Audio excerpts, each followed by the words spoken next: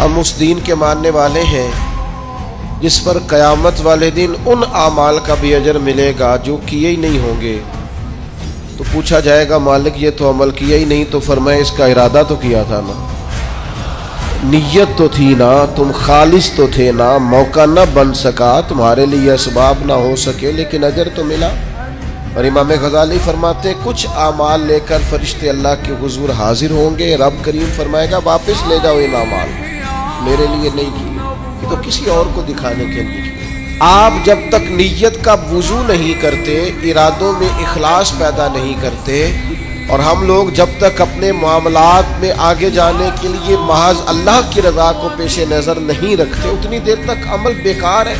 اس لیے کہ نبی پاک صلی اللہ تعالی علیہ وسلم نے فرمایا رب نہ تمہارے مالوں کو دیکھتا ہے نہ تمہارے چہروں کو دیکھتا ہے، وہ تو تمہارے دلوں کو دیکھتا ہے۔ تو سب سے پہلے تو باطنی طور پر یہ بہت سارے لوگ ایسے ہیں زندگی میں آگے جانا چاہتے ہیں، بڑھنا چاہتے ہیں، لیکن ان کے ساتھ حسن نیت کا ساتھ نہیں۔ وہ جو منصوبہ بندی بنا رہے ہیں اس کے اندر اللہ کی رضا شامل نہیں۔ مجھے بتائیے جب اللہ کی رضا ہی شامل نہیں ہوگی تو اللہ کی مدد کیسے شامل ہوگی؟ اللہ کی مدد اس کام میں شامل ہوتی ہے جس میں اللہ کی رضا مطلوب ہو۔